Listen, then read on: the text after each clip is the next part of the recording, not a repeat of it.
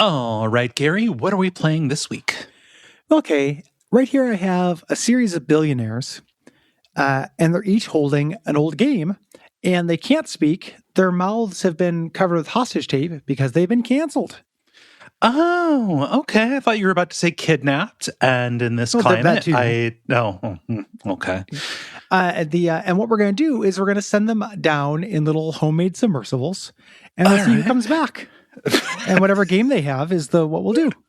Okay, so it's entirely random. We're just consigning the rest of them to be obliterated. We're consigning the rest of them to none of our business. Okay, yeah. I don't know what's going to happen. What happens.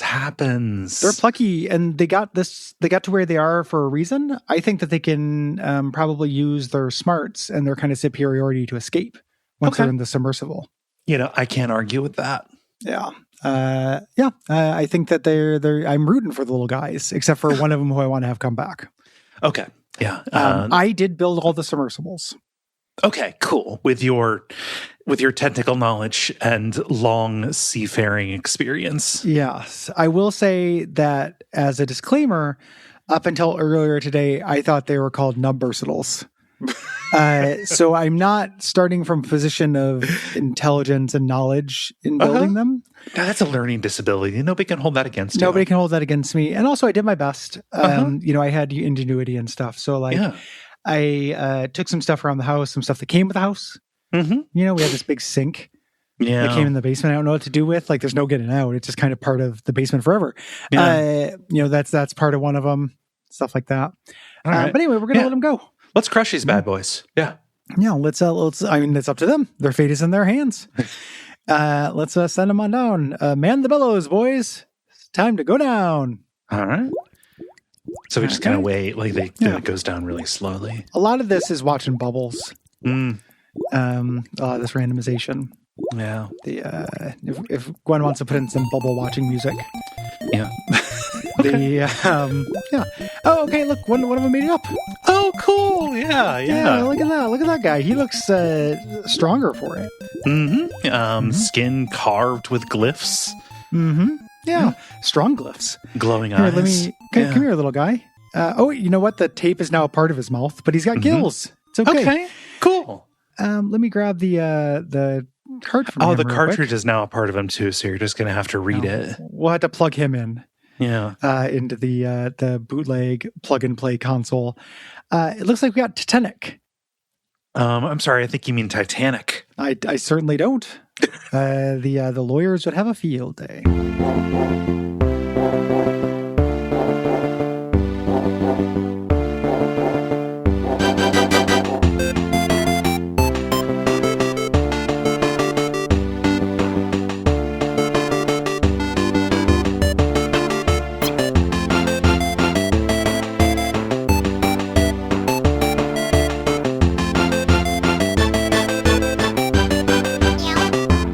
My name is Gary Butterfield, he, him. My name is Kay Ross, she, her. And you're listening to Abject Suffering, where we're sorting through old lead miniatures like the old Paul Rother ones. I'm going to leave that in. Good, well timing for something stupid. That didn't really apply or anything, but it sounded very intentional. Yeah. No, I tried to interrupt you. I tried to get it out. I knew it was coming. A little too late, though. You had to come in right as a response. So lead figurines, something? What the fuck are you talking about? I think this is one of the things where somebody thinks that we're asking for a sketch. Oh, okay. But I'm just going to read it anyway because Okay, yeah. Okay, this relies on me knowing what a Ralpartha is. They're old D&D miniatures, old lead D&D miniatures. Yeah. They sell in Dragon Magazine. This week is a Gary pick. This is absurd, is what it is. It is a Gary pick, and it is absurd. Apparently well known. I had never heard about this before. I hadn't heard about it until I'd heard about it, which is that's a tautology and a half. Yeah. But I understand this is old internet news. I just wanted a chance. Yeah. A bite at the apple. Yeah, we can take a bite at it. And to play it. Uh-huh. It's kind of good.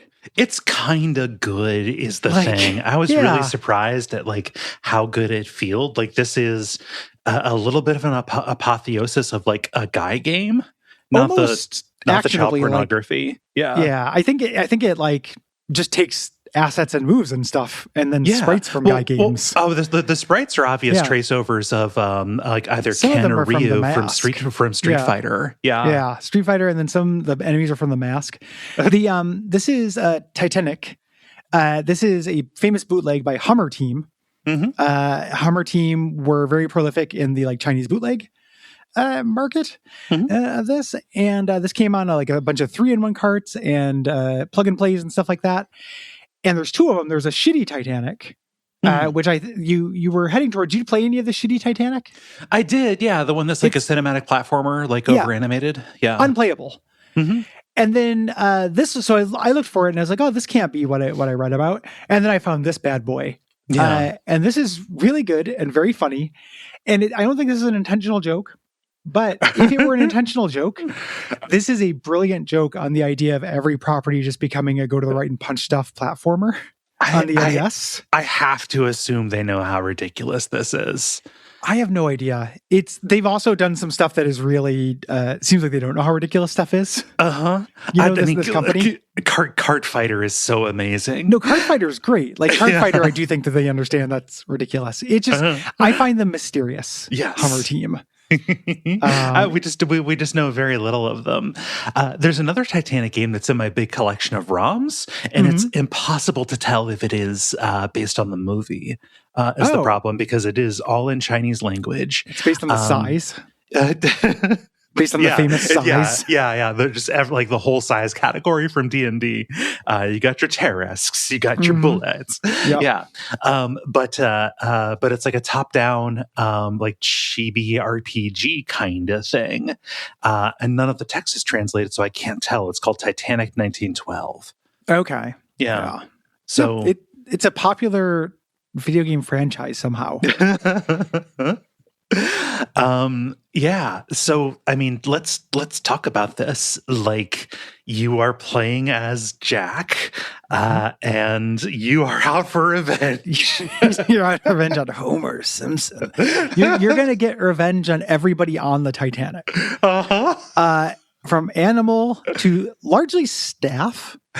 Like you hate the staff of the Titanic. Yeah. And the staff hates you. There is like a serving lady who throws glasses at you. Yeah.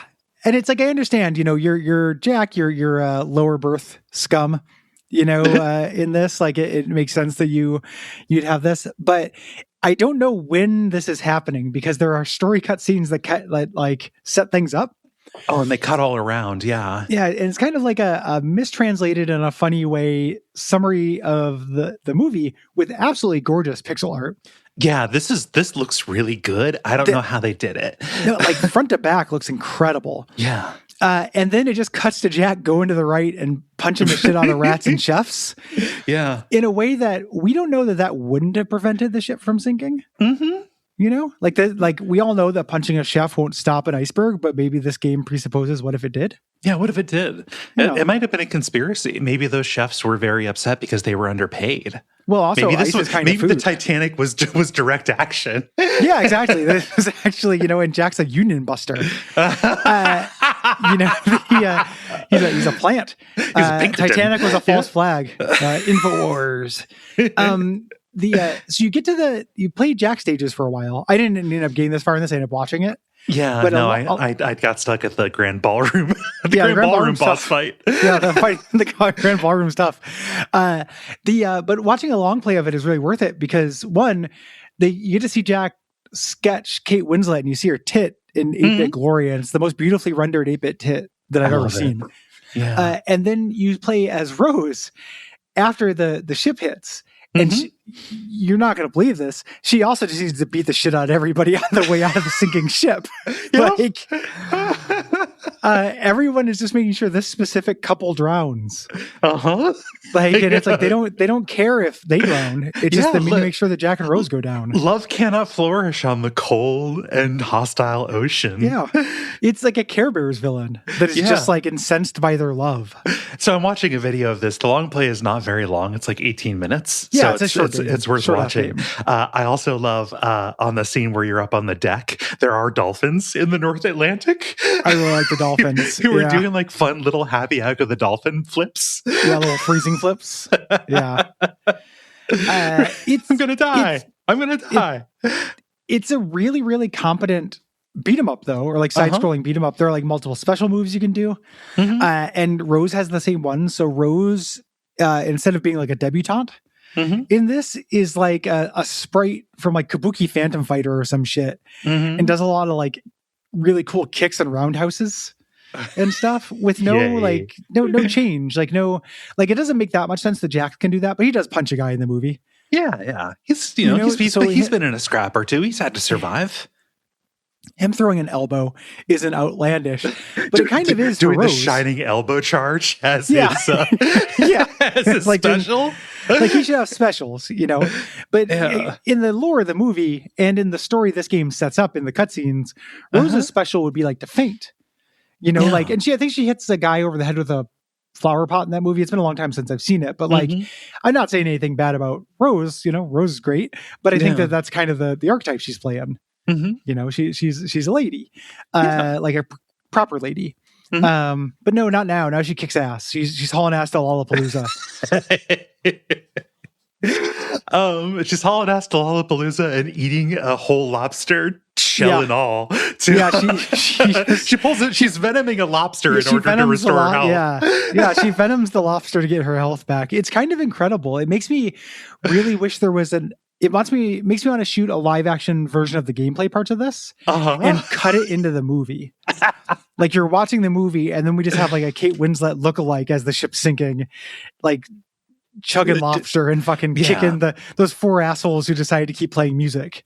And just be like, listen, nobody wants to hear your band. Not now. Nearer my fist to thee. Yeah.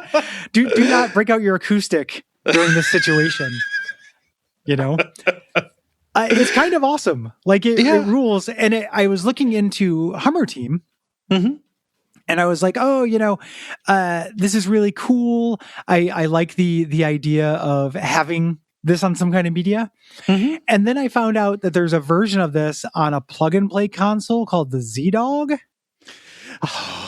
Do you know about the Z-Dog? No, I don't know about tell me about the Z-Dog, Gary. Like if you put in Z-Dog plug and play, it is a Taiwanese bootleg plug and play thing that was a stuffed dog with a controller coming out of it. That just had a bunch of like bootleg games on it. Like, let me send you a link to the Z-Dog. My gosh. It's not like a cartoon dog. It's kind of a photorealistic beagle. It's a photorealistic beagle with a controller coming out of its back. That has 44 games on it. Yeah. And it has a custom title screen of the Z-Dog looking kind of guilty. Like you scroll down.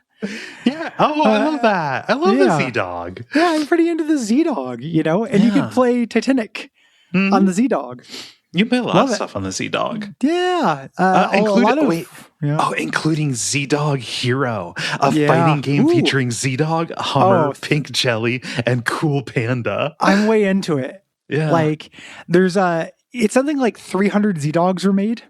Oh, man. So they've only shown up every once in a while, you know, on eBay or Yahoo Auctions in Taiwan. Oh, a treasured object. That would be a treasured object. I would love to have a Z-Dog. Yeah. Like, imagine having your bros over to, like, play some Z-Dog, like, plug in the Z-Dog.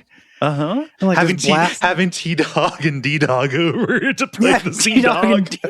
Play Z-Dog and play a quick game of Puppy Saver or Cross Street. A Frogger clone where the player has to guide Z-Dog across the street without him getting hit by oncoming traffic. Yeah, as you would. Yeah, you don't want Z-Dog to get hit by oncoming traffic. Like, and then there was an early showcase version of something called a V-Dog, which was going to be based on early VR technology in 2005 that they never actually made, but they're going to make a V-Dog. You put the dog up to your face? Do you hold it up there?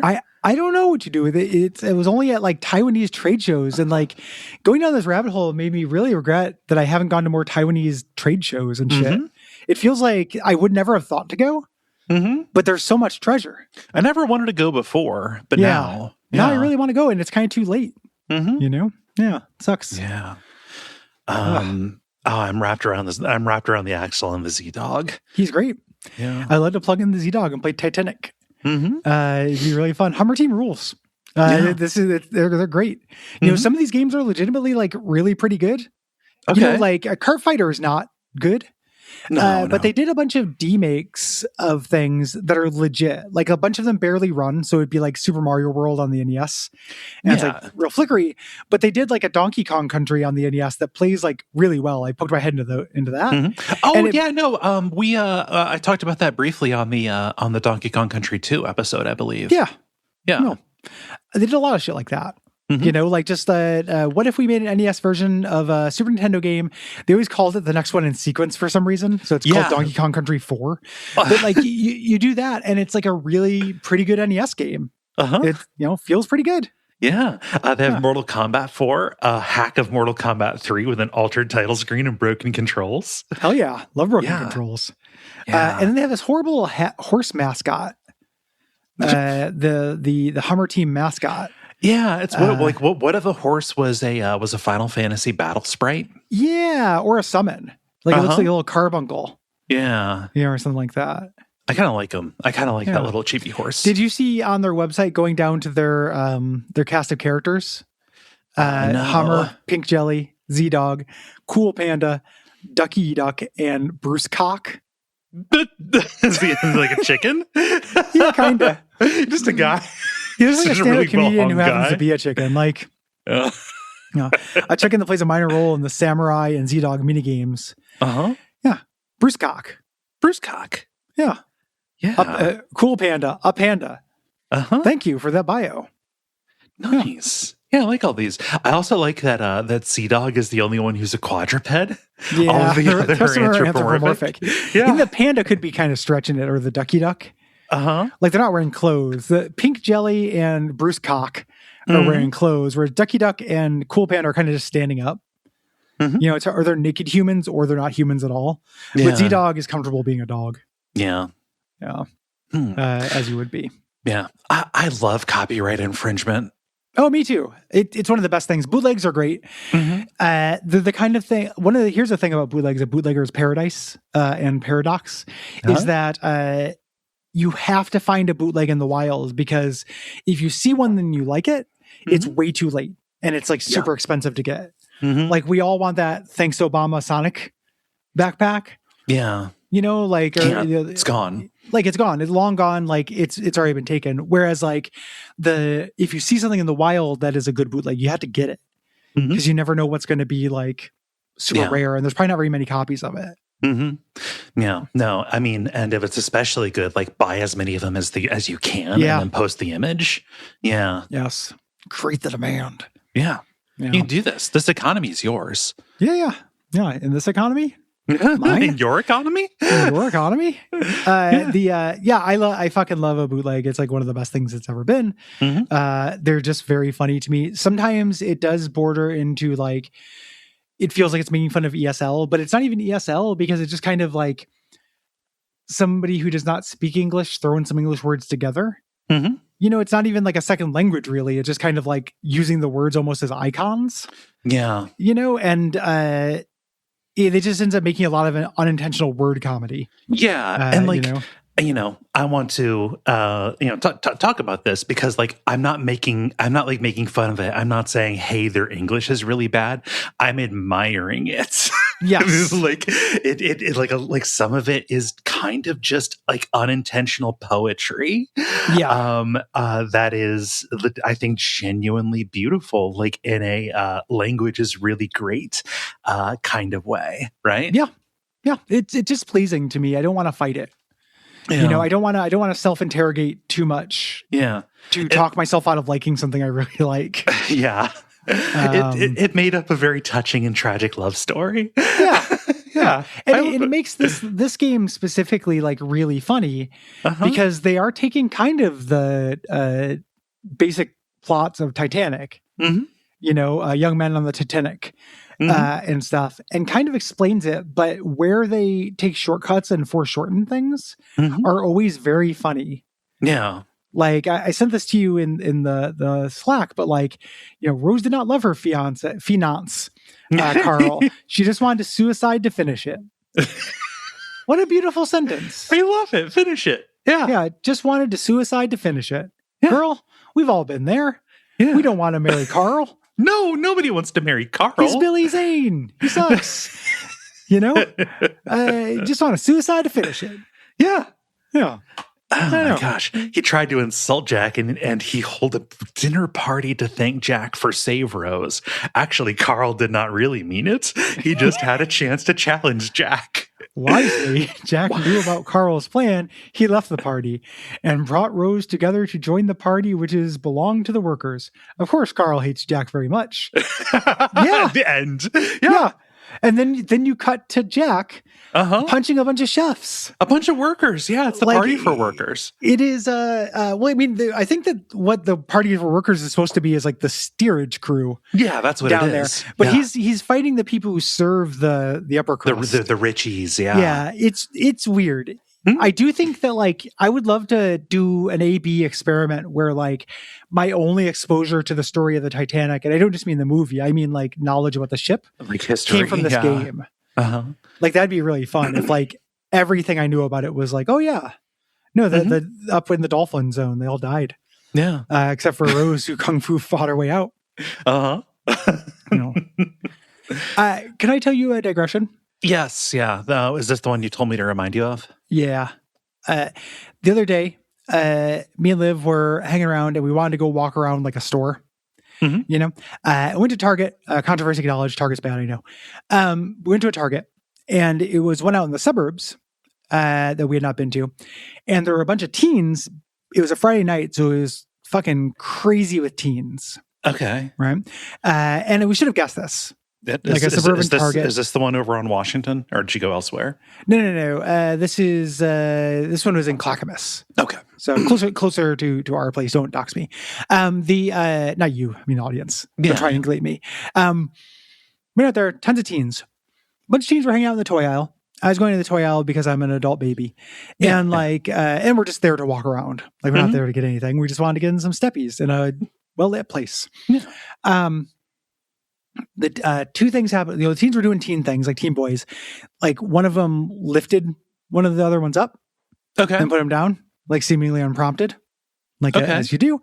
Just picked him up like from behind. Like, did you like fly him around like an airplane? No, he kind of carried him like somebody carrying a bride over the. Over the threshold? Yeah. Kind of grabbed him, like scooped him. Like you carry a cat, like a baby, and then kind of carried him for a second, put him down. They're all giggling, just being teens, right? Yeah. We walk over towards the aisle where the teens are, because I'm like, we at first avoided it because it was choked with teens, but I was like, I don't want to be here all night. I want to see. Basically, I wanted to look at the shitty new, the new Mario movie toys, because sometimes the toys are interesting because they'll do weird things from the games. Yeah. So I look at it, it's like, maybe this is the chance to get a really cool Kamek figure or something for my shelf of weird little guys. Walk through. One of the teens farted. And all like real loud, teens, like audibly farted, and olfactorily smarted. Like it was apparent. Yeah. Yeah, it was rank. All the other teens, of course, immediately activate and start bantering at each other. And it was such a very funny, like, concentration storm of banter. The two bits that stand out that I really like is the one who farted said, "Dude, you guys know I can't control my asshole." Really good. Okay. Yeah. Really good. And then as we were leaving, one of the other teens says, "Imagine farting in 2026." And I was also real into that. That's incredibly good. Yeah. I spent like the rest of the night thinking about it. Like, I just imagine farting in 2026. Did he say it like a joke, or did he say it with genuine outrage? No, he said it as a joke. I said something to them because I have my entertaining Like when we walked in the aisle and a fart had clearly happened, I said, "Don't look at me, boys. I just got here." And they said, no, it was him. I'm pointing to their friend. And then they started kind of bantering. Probably because like old guy came over and said something. And it was like kind of nerve wracking, maybe, you know, and they had to kind of like stunt on their bro. Of course. Maybe? Yeah. You know, I don't know exactly what was going on, but they did feel the need to kind of like really keep up the bit for a while. No, I mean, you have to embarrass your friend in front of a stranger. That's a guy thing. Yeah. Yeah. And especially a friend who can't control his asshole. And we all know it. Like each of these individual, like there were like 7 dudes. Like I like to imagine the first friend sitting them all down like face to face and being like, "Listen, I can't control my asshole. Hey, everybody, table stakes here. Yeah, I'm really sensitive about this. Don't make fun of it in a Target. Just to set expectations." Yeah. But yeah, it was a really great little teen exposure. Like, too many teens just make me nervous. There were parts where like we had to stop because teens were crossing. You know, like ducks crossing or something. Like a bunch of teens were just going across an aisle. And we couldn't continue. But like the teens doing the same kind of shit I did. You know, like going to a all-night department store and just fucking around. And just giving each other shit and saying stuff like that was very heartening to me. Yeah. Like, go teens. Yeah. And the teens is teens, right? Yeah. Like, I you know what? I'm just happy they're outside. I'm happy they're going out and doing stuff, right? Yeah. Yeah. I recognize this. I recognize this from my childhood. Okay. Yes. Cool. Yeah. It felt good. And it was kind of wholesome. Like they were, you know, they a bunch of teen boys and like, I don't know their politics, but like they were just kind of lifting each other up and talking about farts and like playing around in the toy aisle at a Target at like 9 p.m. on a Friday. It was very, very wholesome. Yeah. No, me and my buddies, we would go to Walmart because it was one of the only 24-hour stores that we had. And of course, you go to the electronics section, and even though going there immediately gets LP people on you, loss prevention, the store detective kind of folks. Producto. Yeah. You have to settle of the alarm clocks that are out for a time that is coming up, so they all go off at the same time. Okay. Right? It's their fault for putting them out there and having them work, right? We never did that. We went to the electronics. For us, electronics was like the business half where we were looking at games. Yeah. And having, you know, discussions like, look at this game. Is this game good? Oh, this game. I want this game. Yeah. And then when we were getting up to bullshit, it was generally in the toy and sports aisles. And a lot of times it involved like throwing balls over aisles. Yeah. We did a lot of that. Like it was not going to say there's no universe in which I was a more athletic child than you, but for some reason us torturing the overnight workers at Walmart had more of an American Gladiators flair. Yeah, no, we would do that too. Like we would take whoever was the most lithe person and try and get them into that big cage of balls. Yeah. That's great. And just, help. You know, just wait for somebody to come by. You get to spend the night in the Walmart. Yeah. If you go to a place that closes, you could probably hang out in that ball pit and like literally spend the night in the Target. I love the idea. Like that's what, you can't get out and something starts smelling. You're going to do that, and I'm going to feed the security guard Cinnabons until he looks the other way so you can get inside the ball thing. Yeah. And then we're going to heist it. Yeah, we would go search through the cheap DVDs and VHS too at the time. Those were even cheaper, but like we would end up emptying them out. Taking the looking for stuff. Yeah, just like emptying them out and stacking them on the side. It was like, no, we need to see everything in here because they were all disorganized. Not emptying the DVD out of the DVD case. No. We weren't. No shrink wrap was broken. Okay, I was like, holy shit. That's hardcore. Yeah, it was really fun. It was like it was not good, you know, but it makes me think like the people who had to work there, I'm sure they didn't like doing that kind of shit. Yeah. But that is a run out the clock kind of job. Yeah. Like when I think about when I worked at a department store, when I worked at Fred Meyer, I was not a kid. So I had different values, but I did not really care that much about what I was doing. I was just there until the clock ran out and then I could stop. Yeah. Like I hated all of it. But if somebody was like, we fucked up the toy aisle, you have to go straighten it up. It's like, you may as well. Yeah. Like this is no worse than checking people out or like putting things on shelves. This is just. It's something to do. I'm sure now with how few people there are, I'd be like, oh, you've got to do this and also cash people out. Yeah. It's kind of a unique thing in a overnight store. Yeah. Where like in an overnight store, like, yes, there's fewer people, but there's also fewer customers. Yeah. So like without those teens, I bet you there are nights where like nothing happens. And I'm not trying to take that away from anybody. Like I love being at work and not having to do anything. Mm-hmm. I'm just trying to think that like, it kind of sucks in retrospect, but in terms of things you can do that's harmful as a kid, like we didn't tie a kid to the tracks or anything. We didn't torch a bum. Mm-hmm. It wasn't what we did. Like we just went through a rubber ball around a little bit. Mm-hmm. Yeah. No, it was wholesome. I really wish that I was still a night person. Yeah. Like I have so many fond memories. Like, I don't know, a girlfriend that I was with for a while, like I would go with her to do her grocery shopping, like at Meijer at like 3 a.m. Yeah. Right. Like we would just go do that. Yeah. There's a lot of like fun. I have a lot of affection for that feeling as well. Mm-hmm. When I was a night person, like even now I will catalog all night coffee shops. Like I'm going to go to them. Like when we moved into the place we moved in, there's a place that's open all night. And I was like, oh, that'll be great. Like maybe I'm going to be up at like 4 a.m. and I'm going to want to get breakfast and coffee. And then it's like, you hold on there. Mm-hmm. No, you're not. Nope. Like that hasn't been you for way longer than you care to admit. Like, what's wild is like Nick still stays up really late. Okay. Like, it's great. Like no judgment or anything like that. But I'm always surprised. Like Nick will be up until the wee hours in the morning. Mm-hmm. And it's just like, oh yeah, you're young in spirit, my friend. Yeah. Yeah. Yeah. No, I was out at a bar and hanging out with some girls, and like there were plans, like just like plans made to go to a second location. And I thought that would be really fun. Yeah, I gotta tap out. I'm so sorry. I just don't like second locations. I didn't. I was like, I can't. Like, now that I know that this is on the table, maybe I come with like more reserves of energy. But if I didn't know about this at least 3 hours in advance, I'm so sorry. Yeah. What can people do if they like the show? If people like the show, they can go to patreon.com/Duckfeed.tv and kick us a few bucks a month. It does help us out tremendously. Yeah, we'd appreciate it. You can also leave us ratings, reviews on Apple Podcasts, Podcast Addict, anywhere you find podcasts, subscribes, things like that. You can also join us in thanking our producer, Gwen. Big thanks to Gwen. Yeah. Thank you, Gwen. And until next time, who is Z-Dog?